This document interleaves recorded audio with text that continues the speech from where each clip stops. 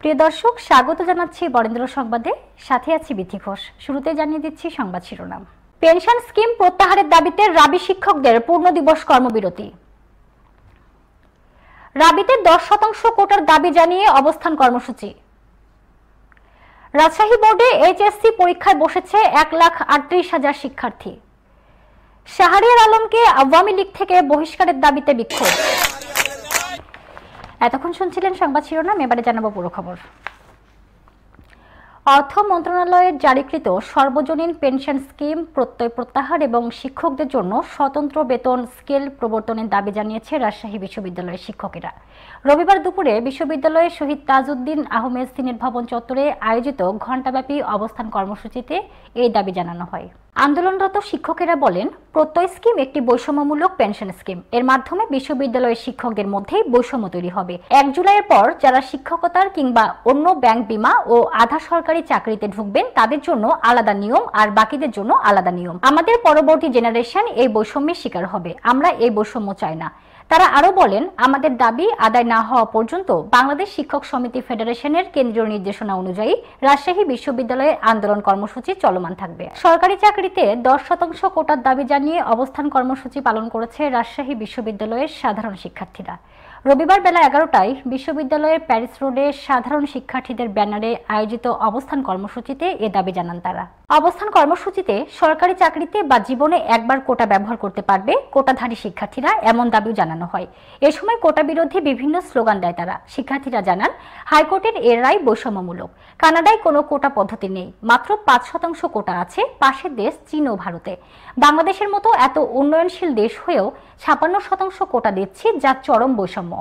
আমরা দ্রুত কোটা সংস্কার চাই। কোটা বাতিল হোক এমনটা আমরা চাই না, কারণ কোটার বিষয় সংবিধানে উল্লেখ রয়েছে। এ সময় বিশ্ববিদ্যালয়ের বিভিন্ন বিভাগের শিক্ষার্থীরা কর্মসূচিতে অবস্থান নেয়। রাজশাহী মাধ্যমিক ও উচ্চ মাধ্যমিক শিক্ষা বোর্ডের অধীনে উচ্চ মাধ্যমিক সার্টিফিকেট এইচএসসি পরীক্ষা রবিবার সকাল 10টা থেকে শুরু হয়। তবে কোথাও থেকে কোনো রকমের অপ্রীতিকর ঘটনার খবর পাওয়া যায়নি। এবার এইচএসসি পরীক্ষায় রাজশাহী শিক্ষা বোর্ডে 1,38,157 জন শিক্ষার্থী অংশগ্রহণ করছেন। গত বছরের তুলনায় এবছর 1,958 জন শিক্ষার্থী কম। এর আগে 2023 সালে রাজশাহী বোর্ডে এইচএসসি পরীক্ষায় অংশ নিয়েছিল 1,40,115 জন, আর 2022 সালে পরীক্ষার্থী ছিল 1,29,423 জন। প্রথম দিন বাংলা প্রথম পত্র পরীক্ষা অনুষ্ঠিত হয়েছে। পরীক্ষা শেষ হয় দুপুরে 1টায়। শিক্ষা বোর্ড সূত্রে জানা গেছে, রাজশাহী শিক্ষা বোর্ডে অংশ নেওয়া শিক্ষার্থীর মধ্যে 72,246 জন ছাত্র এবং 65,911 জন ছাত্রী রয়েছেন।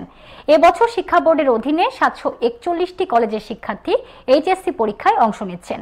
এছাড়া শিক্ষা বোর্ডে অন্তর্ভুক্ত 8 জেলায় কেন্দ্র রয়েছে 203টি। রাজশাহী বোর্ডের পরীক্ষা নিয়ন্ত্রক প্রফেসর আরিফুল ইসলাম জানান, এইচএসসি পরীক্ষা সুষ্ঠুভাবে সম্পন্ন করার লক্ষ্যে রাজশাহী শিক্ষা বোর্ডের পক্ষ থেকে সব ধরনের প্রস্তুতি নেওয়া হয়েছে। পরীক্ষার হলে সব ধরনের ইলেকট্রিক ডিভাইস ব্যবহার নিষিদ্ধ করা হয়েছে। রুটিন অনুযায়ী পরীক্ষা নেওয়া হবে। বাঘা উপজেলা আওয়ামী লীগের সাধারণ সম্পাদক আশরাফুল ইসলাম বাবুলের জানাজা নামাজে দাঁড়িয়ে বাংলাদেশ আওয়ামী লীগের সভাপতিমণ্ডলীর সদস্য ও রাজশাহী সিটি কর্পোরেশনের মেয়র AHM খায়রুজ্জামান লিটন ও পবা মোহনপুর আসনের সাংসদ আসাদুজ্জামান আসাদকে নিয়ে কুরুচিপূর্ণ বক্তব্য দেওয়ায় সাবেক পররাষ্ট্র প্রতিমন্ত্রী শাহরিয়ার আলম এমপিকে আওয়ামী লীগ থেকে বহিষ্কারের দাবি এবং বাবুল হত্যার সুষ্ঠু তদন্ত করে বিচারের দাবিতে বিক্ষোভ মিছিল এবং সমাবেশ করেছে রাজশাহী কিশোর ফুটবল একাডেমি। রবিবার বেলা 12টার দিকে কোর্ট শহীদ মিনার এলাকায় এই কর্মসূচি পালন করেন তারা। এ সময় উপস্থিত ছিলেন রাজশাহী সিটি কর্পোরেশনের 5 নং ওয়ার্ড কাউন্সিলর কামরুজ্জামান, কিশোর ফুটবল একাডেমির সভাপতি আরমান পারভেজ, সাধারণ সম্পাদক মামুনুল ইসলাম জেড, মহানগর ছাত্রলীগের সহ সম্পাদক সাফিউল ইসলাম সাফি, মুক্তিযুদ্ধ মঞ্চের সভাপতি বাহারুল ইসলাম সাগর সহ অন্যরা। সঞ্চালনা করেন আইএসটি শাখা ছাত্রলীগ সভাপতি আল-আমিন আকাশ। সমাবেশে বক্তারা শাহরিয়ার আলমের প্রতি চ্যালেঞ্জ ছুড়ে দিয়ে অভিযোগের সত্যতা প্রমাণের আহ্বান জানান। এ সময় তারা এমপি শাহরিয়ার আলমকে রাজশাহীতে অবাঞ্ছিত ঘোষণা করেন এবং বাবুল হত্যার রহস্য উদ্ঘাটনের দাবি জানান। রাজশাহীর পুঠিয়ায় অভিযান চালিয়ে নিষিদ্ধ মাদকদ্রব্য ট্যাপেন্ডাডল ট্যাবলেট সহ 3 মাদক ব্যবসায়ীকে গ্রেফতার করেছে র্যাব। শনিবার রাত 8:30টার দিকে পুঠিয়া উপজেলার গন্ডগোহালী এলাকায় অভিযান চালিয়ে তাদের আটক করা হয়। গ্রেফতারকৃতরা হল গন্ডগোহালী এলাকার নূর ইসলামের ছেলে মনিরুল ইসলাম, রহমানের ছেলে সেলিম রেজা ও ময়েজ উদ্দিনের ছেলে আয়ুব। রবিবার র্যাবের পাঠানো এক সংবাদ বিজ্ঞপ্তিতে জানানো হয়, গোপন সংবাদের ভিত্তিতে র্যাবের একটি দল পুঠিয়ার গন্ডগোহালী গ্রামের আয়ুব আলীর বাড়িতে অভিযান চালায়। এ সময় গ্রেফতার হয় ওই ৩ জন। এ সময় তাদের কাছ থেকে ২০৪ বোতল ফেন্সিডিল, ৭৭ পিস ট্যাপেন্ডাটল ট্যাবলেট, একটি মোবাইল ও ২টি সিম উদ্ধার করা হয়। সাবেক এমপি ও বিএনপির কেন্দ্রীয় কমিটির সদস্য নাদিম মোস্তফা ইন্তেকাল করেছেন। ইন্না লিল্লাহি ওয়া ইন্না ইলাইহি রাজিউন। ঢাকার গুলশানের বাসায় রবিবার বেলা ১২টার দিকে অজ্ঞান হয়ে পড়েন তিনি। এরপর ইউনাইটেড হাসপাতালে নেওয়া হয় তাকে। বেলা ১২টা ১০ মিনিটে চিকিৎসক তাকে মৃত ঘোষণা করেন। জেলা যুবদলের সাবেক সাংগঠনিক সম্পাদক জুলফিকার রহমান ভুট্টো নাদিম মোস্তফার বিষয়টি নিশ্চিত করেছেন। নাদিম মোস্তফা ১৯৯৬ সাল থেকে ২০০১ এবং ২০০১ থেকে ২০০৭ সাল পর্যন্ত রাজশাহী ৫ পুঠিয়া দুর্গাপুর আসনের সংসদ সদস্য এবং রাজশাহী জেলা বিএনপি সভাপতি ছিলেন। বিএনপি চেয়ারপারসনের উপদেষ্টা ও রাশিকের সাবেক মেয়র মিজানুর রহমান মিনু তার মৃত্যুর বিষয়টি নিশ্চিত করে বলেন, বিভিন্ন সময়ে সে নির্যাতনের শিকার হয়েছে, পাশাপাশি ডায়াবেটিক্স সহ বিভিন্ন কিছু রোগে আক্রান্ত ছিল।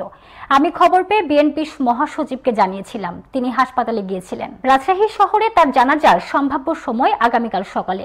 পরে পুঠিয়া দুর্গাপুরে জানাজা শেষে তার এলাকায় দাফন করা হবে। এ ছিল বরেন্দ্র সংবাদে। সাথে থাকার জন্য ধন্যবাদ।